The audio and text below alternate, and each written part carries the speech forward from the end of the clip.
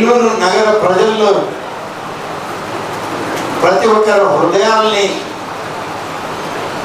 తాకినటువంటి వ్యక్తి స్వర్గీయ ఆనం వివేకానంద రెడ్డి గారు, మా సోదరుడు.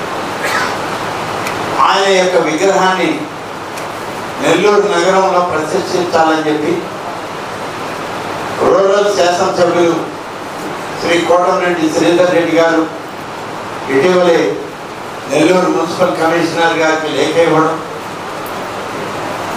అలాగే నాతో కూడా ఫోన్లో మాట్లాడడం, వివేకానంద రెడ్డి గారి కొడుకులతో కూడా ఆయన ఫోన్లో మాట్లాడడం, నేను ఆయన కలిసి మాట్లాడుకుంటామని కూడా మళ్ళీ చెప్పుకోవడం.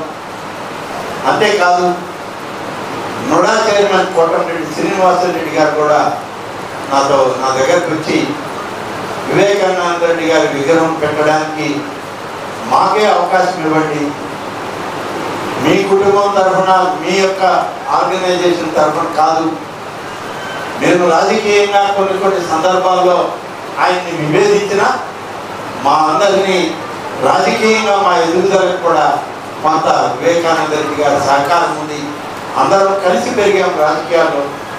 అటువంటి వివేకానంద రెడ్డి గారి కాంస్య విగ్రహాన్ని పెట్టడానికి మాకు అవకాశం ఇవ్వండి అని చెప్పి అటు కోటమిరెడ్డి శ్రీధర్ రెడ్డి గారు, ఇటు కోటమిరెడ్డి శ్రీనివాసరెడ్డి గారు, గిరిధర్ రెడ్డి గారు అందరూ కూడా నాతో మాట్లాడడం జరిగింది.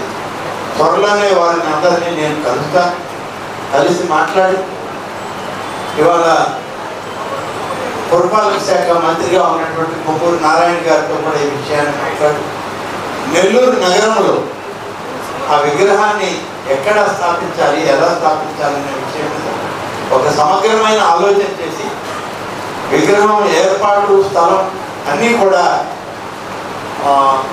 కుటుంబానికి వదిలిపెట్టాలని శ్రీధర్ రెడ్డి గారు చెప్పారు, శ్రీనివాసరెడ్డి గారు చెప్పారు. వారి యొక్క ఆలోచన నేను గౌరవించి తప్పకుండా వాళ్ళతో మాట్లాడిన తర్వాత వివేకానంద రెడ్డి గారి కాంస్య విగ్రహాన్ని ఏ స్థలంలో పెడితే బాగుంటుందో అందరి అభిప్రాయం తీసుకుని ఒక స్థలాన్ని ఎంపిక చేసి పెట్టడం జరుగుతుంది. ఇప్పటికే శ్రీధర్ రెడ్డి గారు ఒక స్థలాన్ని సూచించారు, చూద్దాం. వాటి మీద కూడా మళ్ళీ అధ్యయనం చేసి వారి ఆలోచన కూడా తీసుకొని వారితో కూడా మాట్లాడే మరిన్ని అప్డేట్స్ కోసం మన HN9 టీవీ ఛానల్ని సబ్స్క్రైబ్ చేసుకోండి.